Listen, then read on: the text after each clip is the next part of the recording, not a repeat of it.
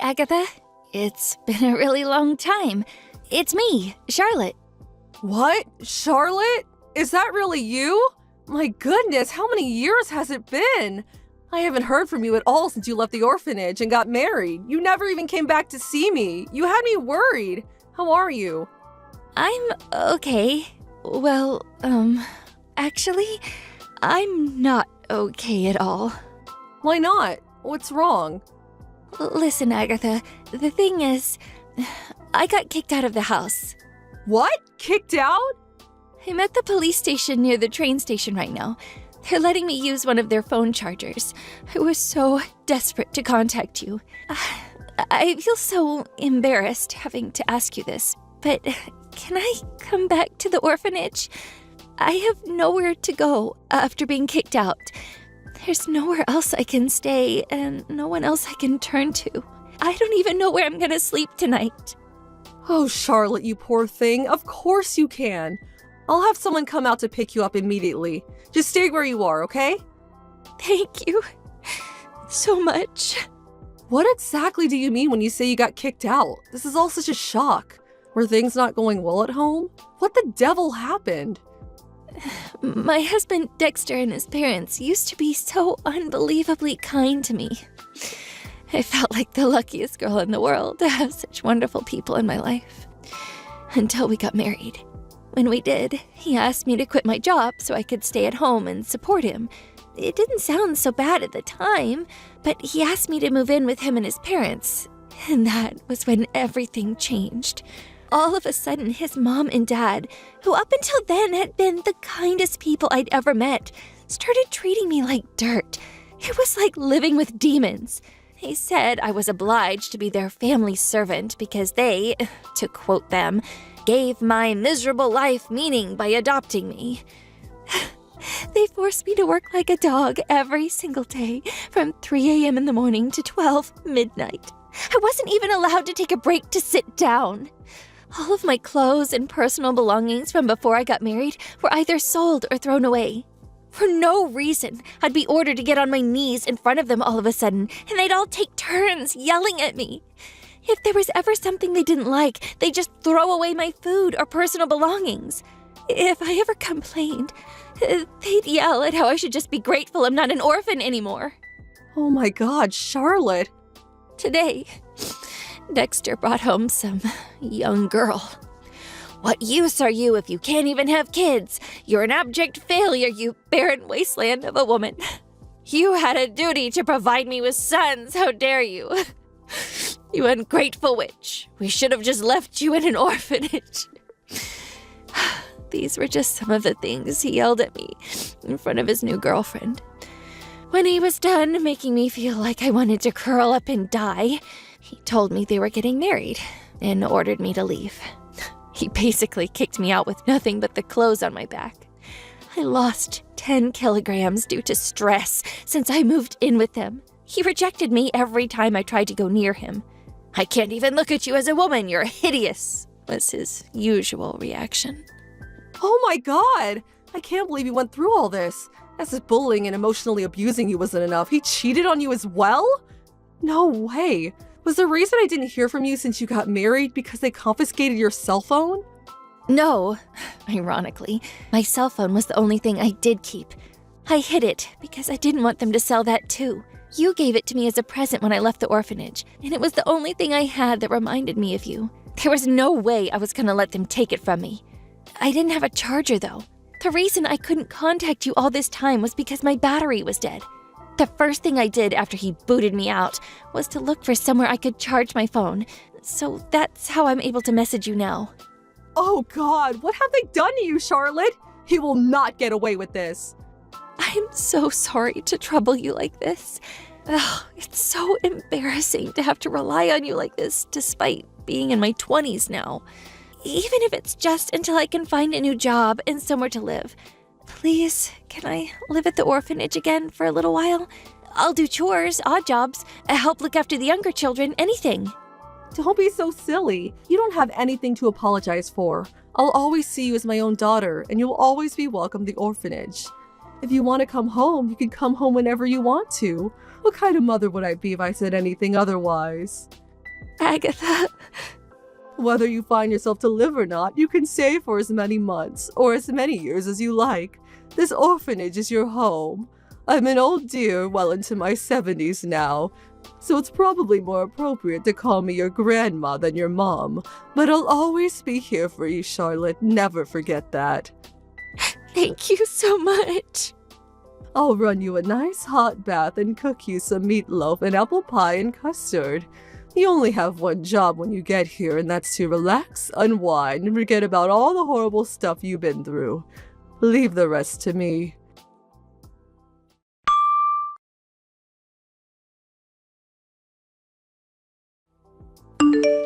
Good evening, Dexter. It's been a while. This is Agatha, the head mistress of the orphanage Charlotte grew up in. She just contacted me in great distress. It seems like we have some things to discuss. She told me everything about how you and your parents have been treating her like less than human, like your own personal slave since the moment you got married. On top of that, you cheated on her, brought your lover home, and kicked Charlotte on the streets, didn't you? Tell me, did you ever think you were going to get away with such despicable behavior? It's obvious you've seen my messages. I can see the red marks, you know. If you can muster up the courage, you're free to respond at any time. Shut your mouth, you old hag! I don't know a frickin' thing about any of this crap. That psycho is just fantasizing. She's crazy, I tell ya. You only have to look at her to see it's all true. She's emaciated and has huge bags under her eyes. She's in a constant state of anxiety and fear. All it takes is a door opening to make her jump out of her skin. How does that happen to a girl who was once so fit and healthy, so outgoing, vibrant, and bubbly? She was a picture of health when she left the orphanage. She barely weighs 40 kilograms now. Her clothes were all tattered and worn out, and she hardly even had any personal belongings. Like I told you, I don't know nothing about any of this. Anyway, even if I did do something to her, she was a miserable orphan, and me and my folks were kind enough to adopt her. Which means we can treat her however we goddamn want to. Excuse me? Are you being serious right now? Besides, what the heck does it have to do with you? You ain't Charlotte's mom, you ain't her gran. You're just some wrinkled-up old hag sat up on a high horse who thinks she can scare me. Something bad might happen if you don't learn to stay out of other people's business. You catch my drift, lady? I'm very disappointed in you, Dexter. You seemed so sweet and kind when you came to introduce yourself before the wedding. I'm actually disappointed in myself for not seeing right through you. As Charlotte's guardian, I have a duty to make you pay for what you've done, and pay you will. Are you prepared for the hell that's coming your way? Oh, I'm quaking in my boots. What's some wrinkled-up old hag gonna do to me? You gonna chase me on your Zimmer frame? Write me a sternly worded letter? If you want to do this, then let's do this. You want to get taken down, lady? Great, it's settled then. I'll make sure you remember what you just said to me.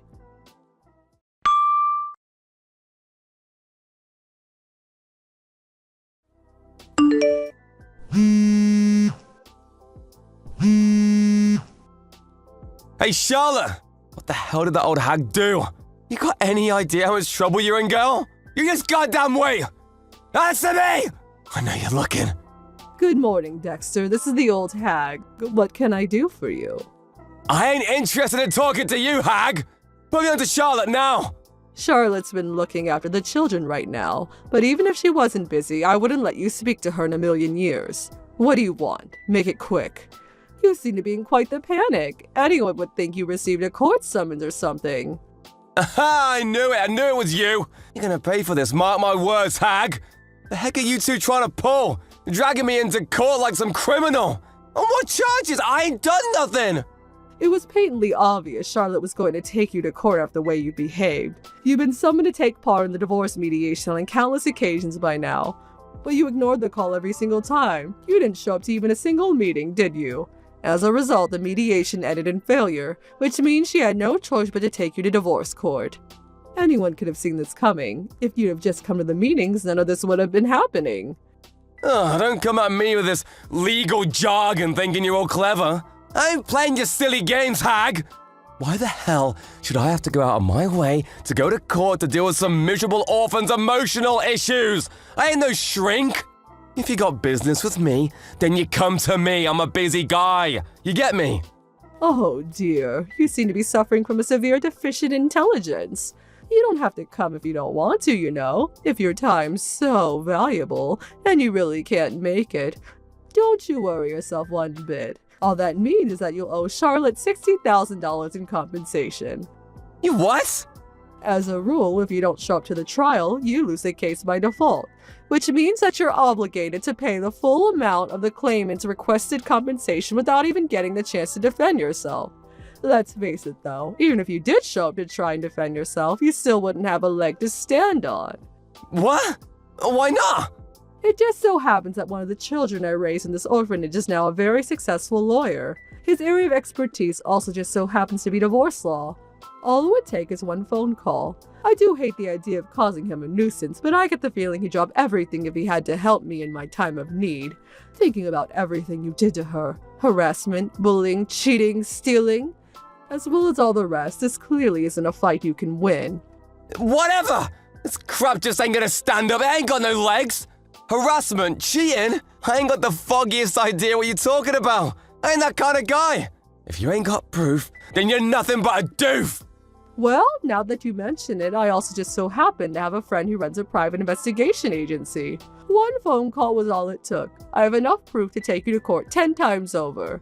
To give some specific examples, how about bringing your lover back home to flaunt her in front of your wife, despite the fact you're still very much married? It seems like you're known as quite the womanizing sleazeball around the neighborhood too. I heard some very interesting stories. Not just the cheating either. Surprisingly, they even knew about the abuse too. Do you ever get the feelings your neighbors avoid you? Huh? Another one of the girls who grew up in the orphanage became a doctor. Charlotte went in for an examination at her practice and provided me with documentation on all of the physical damage you've caused her, all permissible as evidence in court. Do you understand now? We're certainly not going to struggle proving anything. Nothing you could possibly say will get you out of the 200-meter hole you dug yourself into. You're lying! Ain't no way any of this is true! You expect me to believe a miserable orphan like her can afford to hire lawyers and private investigators? Oh, don't make me laugh. She ain't got the money to take me down. It's true. You and your parents did steal all of her money and leave her with nothing, which is why I'm paying for everything. You're doing what? Why the heck you gonna use good money on some waste of space with no parents? She ain't even blood to you. You gotta be kidding me. Ain't no one that stupid. Whether we're related by blood or not means nothing to me. I raised her as if she was my own daughter. She's my family and I love her. What other reason do I need than that she's family? There's nothing I wouldn't do to protect her. God freaking damn it, alright fine. You win, I'll apologize. She can have all her stuff back. I'll even give her some money to show I'm sorry, alright? We'll be square then, won't we? Do you seriously think you're getting off that lightly? Don't be so ridiculous. If we're going to do this, and we are going to do this, then we're going to do it properly. No one lays their hands on my daughter and gets away with it. You're going to regret being born when I'm finished with you, boy. Surely you knew this would happen when you decided to victimize and abuse my Charlotte. Surely you weren't stupid enough to believe there'd be no consequences. What? You threatening me? I might not look much, but believe it or not, I used to be the CEO of a major company. My son took over when I retired, and he's running the show these days. I still talk to him regularly when he needs help with management-related things. I'm kind of like his personal advisor. So what? You think I care about some crappy company? Did you know that that crappy company is your company's biggest client? Say what? I made a few recommendations to my son at the time you two got married, after I found out you worked in the same industry as us. As a result, he turned down some very generous offers from other companies in favor of establishing a major trading contract with yours. At the time, I thought I was doing a good thing by making a gesture towards my son-in-law, but clearly I made a mistake. I think it's time my son terminated the contract. It's not like it was ever in a particularly profitable contract for us, and to be honest, I regret allowing my personal affairs to get mixed up with my professional life. Wait, what? What? Don't get too excited yet, I'm not finished. Next, there's the company your dad works at. Another one of the boys who grew up in my orphanage happens to be the CEO of his company's parent company. Well, I say boy, but he's 50 now. No, wait! You're going after my freaking dad now? No, wait, you can't! Oh, one more thing. You and your parents rent your house, don't you? You're not going to believe this. The coincidences are almost piling up too high now. But I also happen to be friends with a major real estate magnate. And you'll never guess whose house he owns. Yep, I could even make the phone call this evening. Which angle do you think we should go for? Refusal to renew? Mandatory eviction? Can you imagine if I made phone calls to all of my friends about you? Can you imagine how far you'd fall? I'm thinking you hit rock bottom before you even realized what was going on. Oh my god, don't! Don't, please! Let me spell it out. If I do decide to take revenge on you, you will lose all that you hold dear. You'll be lucky if you even get to keep the clothes on your back. Your blood will run cold with terror and you will be plunged into the depths of despair, hopelessness, and suffering. Doesn't that sound nice? Please, I'm sorry. I'm so sorry, I mean it! Don't you think you're apologizing to the wrong person? And by text, really? Don't you think it'd be more appropriate to get yourself down here and beg for forgiveness on your hands and knees? Yeah, you're right. I'm so sorry. I promise I ain't ever gonna do anything like this again. I never thought it would come to this. Your luck ran out when you made the fatal error of taking me for some harmless old woman. I'm not trying to brag, but I have friends in high places. Exterminating a wretched little worm like you would be child's play. I'm so sorry, really. I'm so sorry. Please don't do it. We'll be continuing this conversation in court through our lawyers. Goodbye.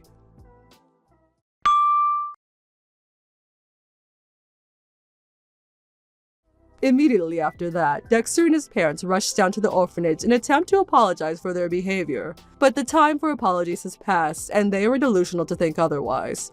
I told them they could apologize in court and sent them on their way. They would accept it and sat down on the floor outside the orphanage like petulant children, leaving me with no choice but to call the police.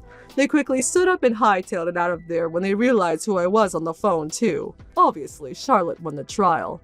Dexter and his lover were ordered to pay a combined total of $75,000 in compensation. In order to come with the money, he and his parents were forced to move out of the house and sell all of their personal belongings. To add insult to injury, his lover, furious about being dragged into such a catastrophic situation, broke up with him no sooner than the trial was over. Now, last I heard, Dexter and his parents are living in an apartment so cramped and tiny they're like rats huddled together in a cage. Between his company losing their biggest trading partner as a result of a few choice words of advice to my son, and his reputation as an abusive scumbag circulating around the office, his work life is now a living hell. I was astonished he didn't get fired, but in a way, this is actually more satisfying. He deserves everything he gets, so I can't say I feel bad for him. Charlotte's gradually returning to her old, vibrant, bubbly self while living at the orphanage. She's helping me out by looking after the children and doing various odd jobs while recuperating. Here's to the start of Charlotte's new life. She deserves to be happy.